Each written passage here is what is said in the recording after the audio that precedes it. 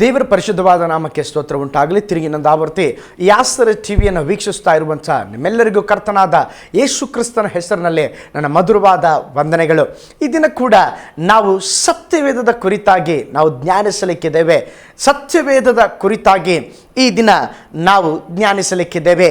ಪ್ರಪಂಚದಲ್ಲಿ ಪ್ರಥಮವಾಗಿ ಮುದ್ರಿತಗೊಂಡಂಥ ಪುಸ್ತಕ ಸತ್ಯವೇದವಾಗಿದೆ. ಇನ್ನೊಂದು ಆವರ್ತಿ ಹೇಳ್ತಾನೆ, ಪ್ರಪಂಚದಲ್ಲಿ ಪ್ರಥಮವಾಗಿ ಮುದ್ರಿಸಲ್ಪಟ್ಟಂಥ ಪುಸ್ತಕ ಸತ್ಯವೇದವಾಗಿದೆ. ಅದು ಲ್ಯಾಟಿನ್ ಭಾಷೆಯಲ್ಲಿ ಅದು ಮುದ್ರಿಸಲ್ಪಟ್ಟಿತು. ಪ್ರಪಂಚದಲ್ಲಿ ಹೆಚ್ಚು ಮಾರಾಟವಾಗುವಂಥ ಪುಸ್ತಕ ಸತ್ಯವೇದವಾಗಿದೆ.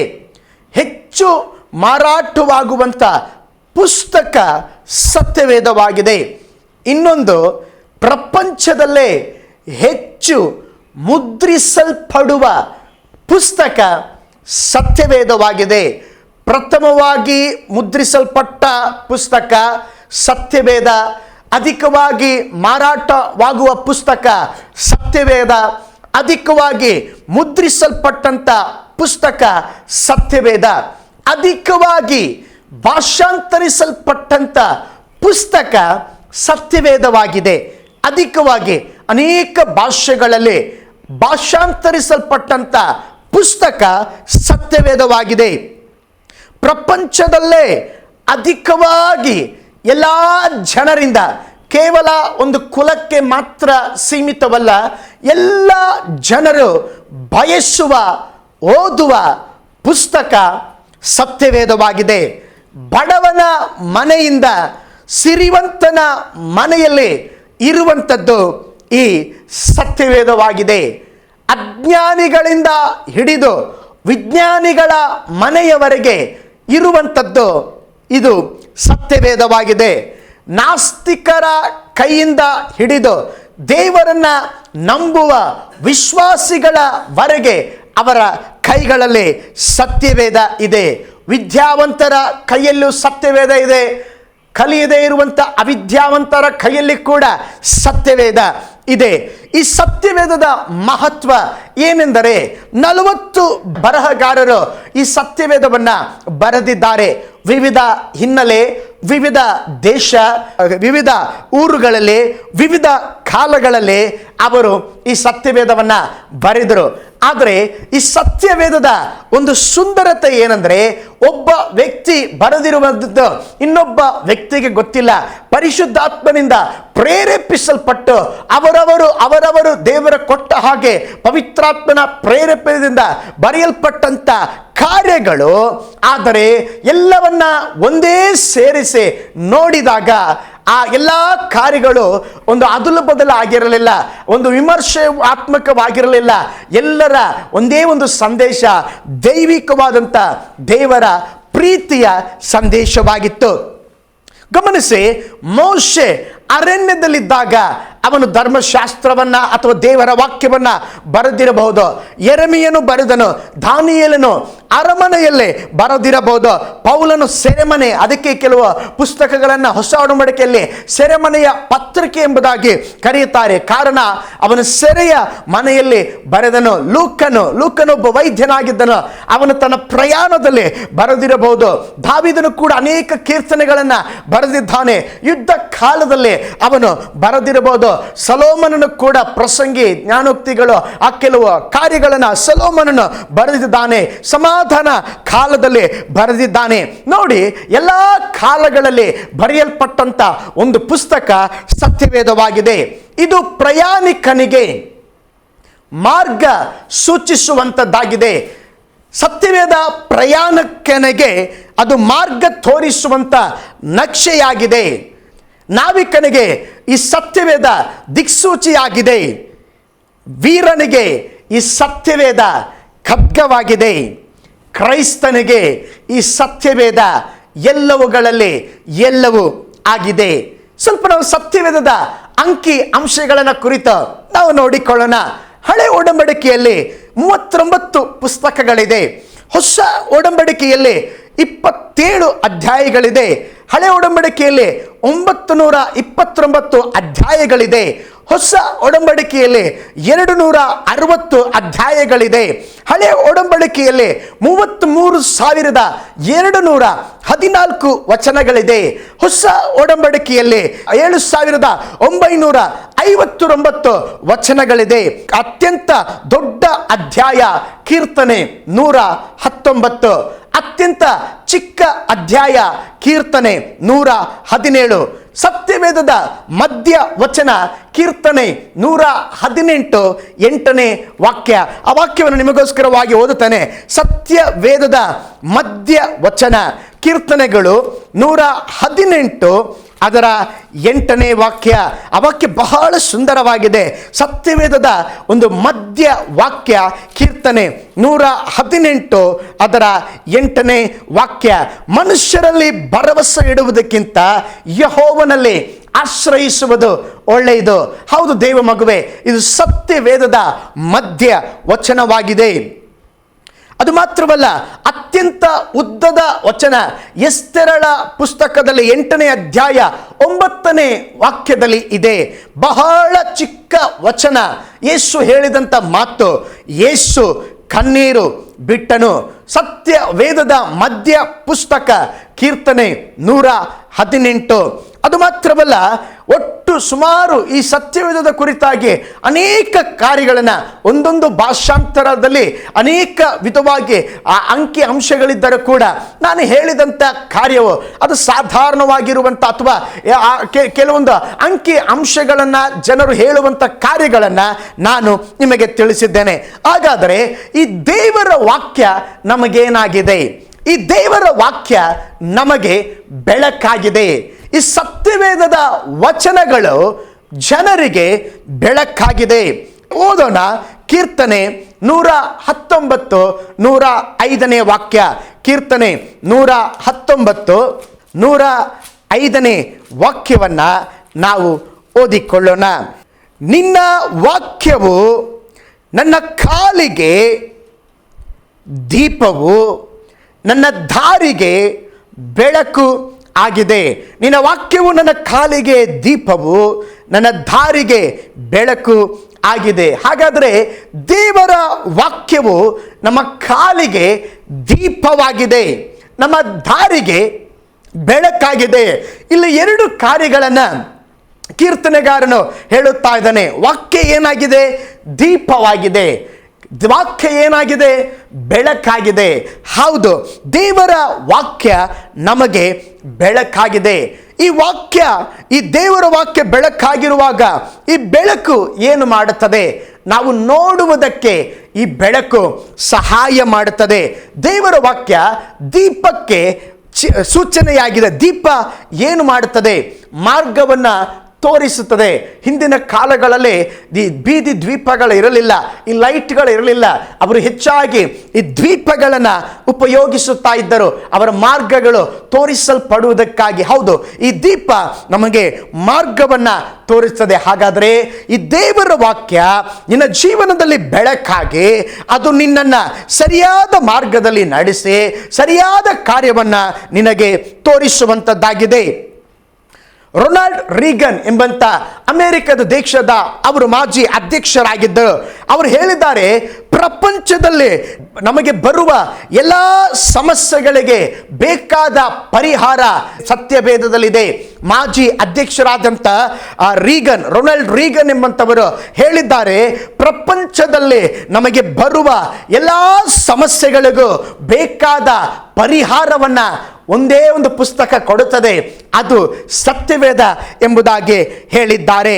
D.L. ಮೂಡಿ ಅವರು ಈ ರೀತಿಯಾಗಿ ಹೇಳಿದ್ದಾರೆ, ಯೌವನ ಕಾಲದಲ್ಲಿ ನೀನು ಸತ್ಯವೇದವನ್ನು ಹೊತ್ತುಕೊಂಡರೆ, D.L. ಮೂಡಿ ಅವರು ಹೇಳಿದ್ದಾರೆ, ಯೌವನ ಕಾಲದಲ್ಲಿ ಈ ವಾಕ್ಯವನ್ನು ನೀನು ಹೊತ್ತುಕೊಂಡು, ಅಂದರೆ ಈ ಬೈಬಲ್ ಹೊತ್ತುಕೊಂಡು ನಡಿ ಅಂತ ಹೇಳಿಲ್ಲ, ವಾಕ್ಯವನ್ನು ನೀನು ಹೊತ್ತುಕೊಂಡು ನಡೆಯುವುದಾದರೆ ನಿನ್ನ ಮುಪ್ಪಿನಲ್ಲಿ ಈ ವಾಕ್ಯವು ನಿನ್ನನ್ನು ಹೊತ್ತುಕೊಂಡು ನಡೆಯುತ್ತದೆ. ಹೌದು ದೇವರ ಮಗುವೆ, ಹಾಗಾದರೆ ದೇವರ ವಾಕ್ಯ ನಮಗೆ ಬೆಳಕಾಗಿದೆ.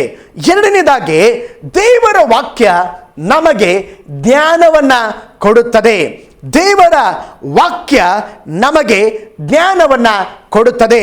ಕೀರ್ತನೆಗಳು 119 ಎಲ್ಲರೂ ತಿರುಗಿಸೋಣ. ನಿಮ್ಮ ಸತ್ಯವೇದವನ್ನು ಇರುವುದಾದರೆ ತೆಗೆದುಕೊಂಡು ಕೇವಲ ವೀಕ್ಷಿಸಬೇಡ್ರಿ, ಸತ್ಯವೇದವನ್ನು ತೆಗೆದುಕೊಂಡು ಆ ಹೇಳುವಂಥ ವಾಕ್ಯಗಳನ್ನು ನೀವು ನನ್ನೊಂದಿಗೆ ಸೇರಿ ಓದಿರಿ, ನಿಮಗೆ ನಿಜವಾಗಲೂ ಆಶೀರ್ವಾದವಾಗಿರುತ್ತದೆ. ಕೀರ್ತನೆ 119 ಅದರ 98ನೇ ವಾಕ್ಯ.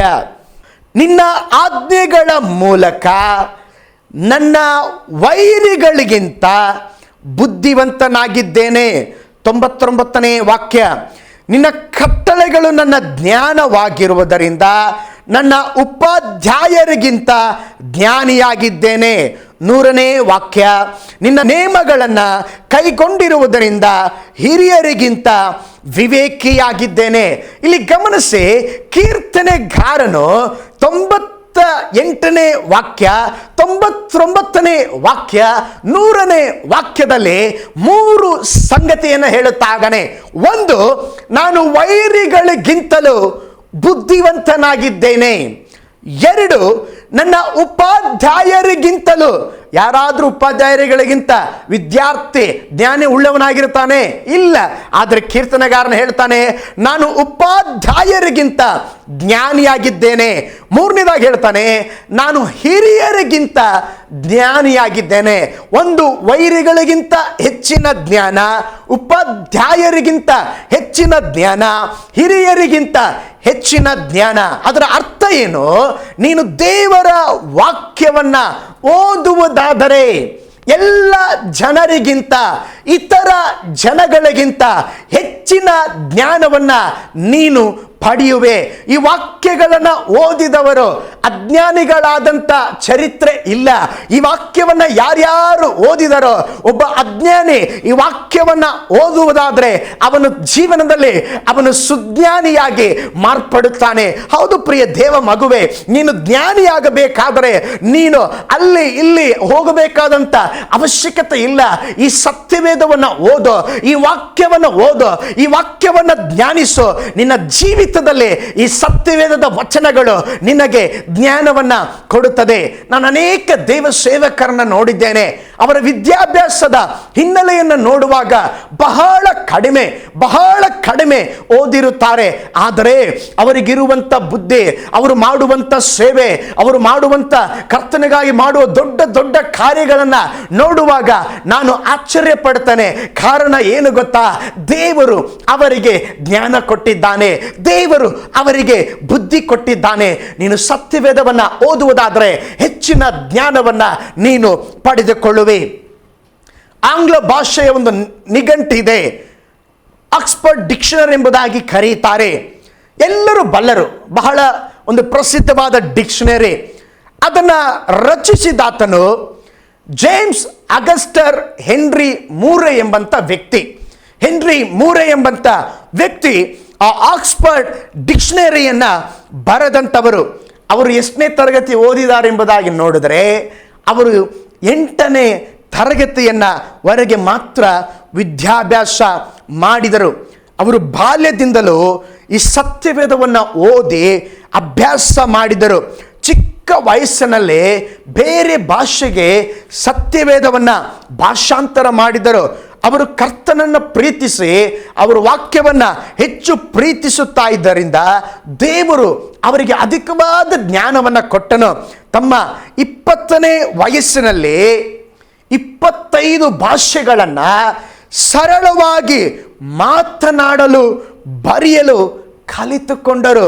ತನ್ನ 20ನೇ ವಯಸ್ಸಿನಲ್ಲಿ 25 ಭಾಷೆಗಳನ್ನು ಓದಲು ಮಾತನಾಡಲು ಸುಲಭವಾಗಿ ಕಲಿತುಕೊಂಡರು. ಇದಕ್ಕೆ ಕಾರಣ ಸತ್ಯವೇದ. ಹೌದು ಪ್ರಿಯ ದೇವ ಮಗುವೆ, ಈ ಸತ್ಯವೇದ ನಮ್ಮನ್ನ ಜ್ಞಾನಿಗಳಾಗಿ ಮಾಡುತ್ತದೆ. ಆದ್ದರಿಂದ ಕೀರ್ತನೆ 119 130ನೇ ವಾಕ್ಯದಲ್ಲಿ ನೋಡುತ್ತೇವೆ, ನಿನ್ನ ವಾಕ್ಯ ವಿವರಣೆಯಿಂದ ಯುಕ್ತಿಹೀನರಿಗೆ ಜ್ಞಾನೋದಯವಾಗುವುದು. ಕೆಲವರು ಹೇಳ್ತಾರೆ ಗಿಡದ ಕೆಳಗೆ ಕೂತುಕೊಂಡ್ರೆ ಜ್ಞಾನೋದಯ. ಇಲ್ಲ, ಗಿಡದ ಕೆಳಗೆ ಕೂತ್ಕೊಂಡ್ರೆ ಜ್ಞಾನೋದಯ ಅಲ್ಲ. ನೀನು ಸತ್ಯವೇದವನ್ನ ಹಿಡಿದುಕೊಂಡು ಓದುವುದಾದರೆ ನಿನಗೆ ಜ್ಞಾನೋದಯವಾಗ್ತದೆ. ಆದ್ದರಿಂದ ನಮಗೆ ಜ್ಞಾನೋದಯ ಆಗಬೇಕಾದ್ರೆ ನಾವು ಮರದ ಕೆಳಗೆ ಹೋಗಬೇಕಾದಂಥ ಅವಶ್ಯಕತೆ ಇಲ್ಲ. ಈ ಸತ್ಯ ವೇದವನ್ನ ಮುಂದೆ ಇಟ್ಟುಕೊಂಡು ಓದಿದ್ರೆ ದೇವರು ಜ್ಞಾನ ಕೊಡುತ್ತಾರೆ. ಹಾಗಾದ್ರೆ ದೇವರ ವಾಕ್ಯ ಬೆಳಕಾಗಿದೆ, ದೇವರ ವಾಕ್ಯ ಜ್ಞಾನ ಕೊಡುತ್ತದೆ, ದೇವರ ವಾಕ್ಯ ನಮಗೆ ಆಹಾರವಾಗಿದೆ. ಮತ್ತಾಯನ ಬರೆದ ಸುವಾರ್ತೆ 4ನೇ ಅಧ್ಯಾಯ 4ನೇ ವಾಕ್ಯ. ಮತ್ತಾಯನ ಬರೆದ ಸುವಾರ್ತೆ 4ನೇ ಅಧ್ಯಾಯ 4ನೇ ವಾಕ್ಯ. ಮನುಷ್ಯನು ರೊಟ್ಟಿ ತಿಂದ ಮಾತ್ರದಿಂದ ಬದುಕುವುದಿಲ್ಲ, ದೇವರಿಂದ ಬಾಯಿಂದ ಹೊರಡುವ ಪ್ರತಿಯೊಂದು ಮಾತಿನಿಂದಲೂ ಬದುಕುವನು. ಹೌದು, ಮನುಷ್ಯನು ರೊಟ್ಟಿ ತಿಂದ ಮಾತ್ರದಿಂದ ಬದುಕುವುದಿಲ್ಲ, ಅವನು ದೇವರಿಂದ ಹೊರಡುವ ಪ್ರತಿಯೊಂದು ಮಾತಿನಿಂದಲೂ ಬದುಕುವನು. ಈ ವಾಕ್ಯ ಏನನ್ನ ಹೇಳ್ತದೆ? ನೀವು ಮನುಷ್ಯನಿಗೆ ಹೇಗೆ ಆಹಾರ ದೈನಂದಿನ ಜೀವನಕ್ಕೆ ಬೇಕೋ ಅದೇ ವಿಧದಲ್ಲಿ ಆತ್ಮೀಕ ಜೀವಿತಕ್ಕೆ ಈ ಆಹಾರ, ಈ ದೇವರ ವಾಕ್ಯ ನಮಗೆ ಆಹಾರವಾಗಿದೆ. ಈ ವಾಕ್ಯವನ್ನ ನೀವು ಓದುವಾಗ ನಿನ್ನೊಳಗಿರುವಂತ ಆತ್ಮೀಕ ಜೀವನ ಕಟ್ಟಲ್ಪಟ್ಟು ಅವನು ಬಹಳ ಬಲಿಷ್ಠನಾಗುತ್ತಾನೆ. ಆದ್ದರಿಂದ ಕ್ರೈಸ್ತ ಬೆಳವಣಿಗೆಗೆ ನೀನು ಆತ್ಮೀಕವಾಗಿ ಬೆಳೆಯಬೇಕಾದ್ರೆ ಈ ವಾಕ್ಯವನ್ನು ಓದಬೇಕು. ದೇವರ ವಾಕ್ಯದ ಜ್ಞಾನದಲ್ಲಿ ನೀನು ಬೆಳೆಯಬೇಕಾದರೆ ಈ ವಾಕ್ಯವನ್ನ ಓದಬೇಕು. ಅದಕ್ಕೆ 2 ಪೇತ್ರ 3:18 ಹೇಳ್ತದೆ, ಕೃಪೆಯಲ್ಲಿಯೂ ಜ್ಞಾನದಲ್ಲಿಯೂ ಅಭಿವೃದ್ಧಿ ಹೊಂದಿರಿ. ಜ್ಞಾನದಲ್ಲಿ ಅನೇಕರಿಗೆ ಬೆಳೆಯುವುದಕ್ಕೆ ಸಾಧ್ಯ, ಆದರೆ ಕೃಪೆಯಲ್ಲಿ ಬೆಳೀಲಿಕ್ಕೆ ಆಗುತ್ತಾ ಇಲ್ಲ. ಕಾರಣ ಏನಂದ್ರೆ ಅವರು ದೇವರ ವಾಕ್ಯವನ್ನ ತಾಸ್ತಾರ ಮಾಡ್ತಾರೆ. ನೀನು ದೇವರ ವಾಕ್ಯವನ್ನ ಓದುವಾಗ ನೀನು ದೇವರ ಕೃಪೆಯಲ್ಲಿ, ದೇವರ ಜ್ಞಾನದಲ್ಲಿ ನೀನು ಬೆಳೆದು ಬರುತ್ತೀಯ. ಅದಕ್ಕೆ ಯೆರೆಮೀಯ 15:16ನೇ ವಾಕ್ಯದಲ್ಲಿ ಯೆರೆಮೀಯನು ಹೇಳ್ತಾನೆ, ದೇವರೇ ನಿನ್ನ ಮಾತುಗಳನ್ನ ನಾನು ಆಹಾರ ಮಾಡಿಕೊಂಡೆನು. ಯೋಬ 23ನೇ ಅಧ್ಯಾಯ 12ನೇ ವಾಕ್ಯದಲ್ಲಿ ನೋಡ್ತೇವೆ, ಆತನ ಮಾತುಗಳನ್ನ ನಾನು ನಿಧಿಯಾಗಿ ಬಚ್ಚಿಟ್ಟುಕೊಂಡಿದ್ದೇನೆ. ಹೌದು, ಆತನ ಮಾತುಗಳು ನಮಗೆ ಆಹಾರವಾಗಿದೆ, ದೇವರ ವಾಕ್ಯಗಳು ನಮಗೆ ಆಹಾರವಾಗಿದೆ. ಈ ದೇವರ ವಾಕ್ಯ ಏನಾಗಿದೆ? ಈ ದೇವರ ವಾಕ್ಯ ಸಲಕರಣೆಯಾಗಿದೆ. ಯೆರೆಮೀಯ 23:29ನೇ ವಾಕ್ಯ ನಾವು ನೋಡುವಾಗ, ನನ್ನ ವಾಕ್ಯವು ಬೆಂಕಿಗೂ ಬಂಡೆಯನ್ನು ಒಡೆದು ಬಿಡುವ ಚಮಟೆಗೂ ಸಮಾನವಾಗಿದೆಯಲ್ಲ. ಹೌದು, ದೇವರ ವಾಕ್ಯ ಅದು ಬೆಂಕಿಗೂ ಬಂಡೆಯನ್ನು ಒಡೆದು ಬಿಡುವಂತ ಚಮಟಿಗೂ ಸಮಾನವಾಗಿದೆ. ಈ ದೇವರ ವಾಕ್ಯ ಕಟ್ಟುವ ಮೊದಲು ನಿನ್ನನ್ನು ಒಡೆದು ಹಾಕ್ತದೆ. ಅದು ನೀನು ಬೀಳುವಂತ ಅವಶೇಷದಲ್ಲಿ ಇರುವಾಗ ನಿನ್ನನ್ನು ಹಾಗೆ ಕಟ್ಟುವುದಿಲ್ಲ, ನಿನ್ನನ್ನು ಕಟ್ಟುವ ಮೊದಲು ಒಡೆಯುತ್ತದೆ. ನೀನು ಬಿಸಿ ಆಗುವ ಮುಂಚೆನೆ ಅದು ನಿನ್ನನ್ನು ಸುಟ್ಟು ಹಾಕಿ ಒಳ್ಳೆ ಕಲ್ಮಶವನ್ನು ತೆಗೆದು ನಿನ್ನನ್ನು ಸುಂದರವಾಗಿ ಮಾರ್ಪಡಿಸ್ತದೆ. ಆದ್ದರಿಂದ ದೇವರ ವಾಕ್ಯ ನಮಗೆ ಸಲಕರಣೆಯಾಗಿದೆ. ನೋಡಿ, ನಮ್ಮ ಜೀವನದಲ್ಲಿ ಈ ದೇವರ ವಾಕ್ಯ ಸಲಕರಣೆಯಾಗಿರುವುದರಿಂದ ಅನುದಿನ ನಮ್ಮ ವಾಕ್ಯದಲ್ಲಿ ಇದನ್ನ ಉಪಯೋಗಿಸಬೇಕು. ದೇವರ ವಾಕ್ಯ ನಮಗೇನಾಗಿದೆ? ದೇವರ ವಾಕ್ಯ ನಮಗೆ ಆಯುಧವಾಗಿದೆ. ಇಬ್ರಿಯ ಪತ್ರಿಕೆ 4ನೇ ಅಧ್ಯಾಯ 12ನೇ ವಾಕ್ಯದಲ್ಲಿ ನೋಡ್ತೇವೆ, ದೇವರ ವಾಕ್ಯವು ಸಜೀವವಾದದ್ದು, ಕಾರ್ಯ ಸಾಧಕವಾದದ್ದು, ಇಬ್ಬಾಯಿ ಕತ್ತಿಗಿಂತಲೂ ಹದವಾದದ್ದು, ಪ್ರಾಣ ಆತ್ಮಗಳನ್ನ ಕೀಲು ಮಜ್ಜೆಗಳನ್ನ ವಿಭಾಗಿಸುವಟ್ಟಿಗೂ ತೂರಿ ಹೋಗುವಂತದ್ದಾಗಿದೆ. ಹೌದು ಪ್ರಿಯ ದೇವ ಮಗುವೆ, ಈ ದೇವರ ವಾಕ್ಯ ಸಜೀವವಾದದ್ದಾಗಿದೆ, ಆಯುಧವಾಗಿದೆ. ಅದಕ್ಕೆ ಎಫೆಸ ಪತ್ರಿಕೆ 6ನೇ ಅಧ್ಯಾಯ 17ನೇ ವಾಕ್ಯ ಹೇಳ್ತದೆ, ದೇವರ ವಾಕ್ಯವೆಂಬ ಕತ್ತಿಯನ್ನ ಹಿಡಿಯಿರಿ. ಈ ದೇವರ ವಾಕ್ಯ ಆಯುಧವಾಗಿದೆ. ಕ್ರೈಸ್ತ ಜೀವನದಲ್ಲಿ ಒಂದೇ ಒಂದು ಆಯುಧವನ್ನು ದೇವರು ನಮಗೆ ಕೊಟ್ಟಿದ್ದಾರೆ, ಈ ವಾಕ್ಯವೆಂಬ ಆಯುಧ. ಈ ಆಯುಧ ನಿನ್ನಲ್ಲಿ ಇರುವಾಗ ವೈರಿ ನಿನ್ನನ್ನ ಮುಟ್ಟನು, ನೀನು ಸಕಲ ಶೋಧನೆಯನ್ನ ನೀನು ಜಯಿಸಬಹುದು. ಈ ದೇವರ ವಾಕ್ಯ ಏನಾಗಿದೆ? ಈ ದೇವರ ವಾಕ್ಯ ಕನ್ನಡಿಯಾಗಿದೆ. ಹೌದು, ಪ್ರತಿ ದಿವಸ ನೀವು ಹೇಗೆ ಕನ್ನಡಿ ನೋಡ್ಕೊಳ್ತೀರೋ, ನಿಮ್ಮನ್ನು ಹೇಗೆ ಮೇಕಪ್ ಮಾಡ್ಕೊಳ್ತೀರೋ, ನೀವು ಹೇಗೆ ಸರಿ ಮಾಡ್ಕೊಳ್ತೀರೋ, ಯಾಕೋಬ 1:23 ಹೇಳ್ತದೆ. ಆ ವಾಕ್ಯವನ್ನ ನಾವು ಓದಿಕೊಳ್ಳೋಣ. ಯಾವನಾದರೂ ವಾಕ್ಯವನ್ನ ಕೇಳುವವನಾದರೂ ಅದ್ರ ಪ್ರಕಾರ ನಡೆಯದಿದ್ದರೆ ಅವನು ಕನ್ನಡಿಯಲ್ಲಿ ತನ್ನ ಹುಟ್ಟು ಮುಖವನ್ನು ನೋಡಿದ ಮನುಷ್ಯನಂತಿರುವನು. ಇವನು ತನ್ನನ್ನು ನೋಡಿಕೊಂಡು ಹೋಗಿ ತಾನು ಹೀಗೆ ಇದ್ದೇನೆಂಬುದಕ್ಕೆ ಆ ಕ್ಷಣವೇ ಮರೆತು ಬಿಡುವನು. ಹೌದು ಪ್ರಿಯ ದೇವ ಜನರೇ, ಈ ಕನ್ನಡಿ ಅನೇಕ ಸಾರಿ ನಾವು ನೋಡ್ತೇವೆ ಚೆನ್ನಾಗಿದ್ದೀವಿ ಎಂಬುದಾಗಿ, ಆದರೆ ತಿರುಗಿ ಹೋದ ತಕ್ಷಣ ನಾವು ಹೇಗಿದ್ದೇವೆ ನಾವು ಮರೆತು ಬಿಡ್ತೇವೆ. ಅದೇ ವಿಧದಲ್ಲಿ ದೇವರ ವಾಕ್ಯ ನಮ್ಮ ಅನುದಿನದ ಜೀವನದಲ್ಲಿ ಕನ್ನಡಿಯಾಗಿದೆ. ನಿನ್ನ ದೈನಂದಿನ ಜೀವನದಲ್ಲಿ ನೀನು ಕನ್ನಡಿ ನೋಡುತ್ತೆ ಎಲ್ಲೋ, ಈ ವಾಕ್ಯದ ಕನ್ನಡಿಯಲ್ಲಿ ನಿನ್ನನ್ನು ನೋಡುಕೋ. ನೀನು ಹೇಗೆ ಇದ್ದೀಯಾ, ನೀನು ಹೇಗೆ ಜೀವಿಸ್ತಾ ಇದೀಯಾ, ನಿನ್ನ ವೈಯಕ್ತಿಕವಾದ ಜೀವಿತವನ್ನ ಅದು ನಿನ್ನನ್ನು ಪರಿಶೋಧಿಸಿ ನಿನಗೆ ತೋರಿಸುವಂತದ್ದಾಗಿದೆ. ಈ ವಾಕ್ಯ ಕನ್ನಡಿಯಾಗಿದೆ. ಆದ್ದರಿಂದ ಈ ವಾಕ್ಯವನ್ನ ನೀನು ಓದು. ಆದ್ದರಿಂದ ಈ ದೇವರ ವಾಕ್ಯ ನಮಗೆ ಕನ್ನಡಿಯಾಗಿದೆ. ಕೊನೆಯದಾಗಿ ಈ ವಾಕ್ಯ ಓದುವಂಥವರು ಅಥವಾ ಈ ವಾಕ್ಯವನ್ನು ನಂಬದೇ ಕೇವಲ ಓದುವಂಥ ಜನರು ನಿನ್ನನ್ನು ನೋಡುತ್ತಾ ಇದ್ದಾರೆ. ಹೌದು, ಅವರು ಸತ್ಯವೇದವನ್ನು ನೋಡುತ್ತಾ ಇಲ್ಲ. ಜನರಿಗೆ ನಾವು ಸತ್ಯವೇದವಾಗಿದ್ದೇವೆ, ದೇವ ಭಕ್ತರು ಸತ್ಯವೇದವಾಗಿದ್ದಾರೆ, ಕ್ರೈಸ್ತರು ಸತ್ಯವೇದವಾಗಿದ್ದಾರೆ. ಅವರು ಸತ್ಯವೇದವನ್ನು ಓದುವುದಿಲ್ಲ.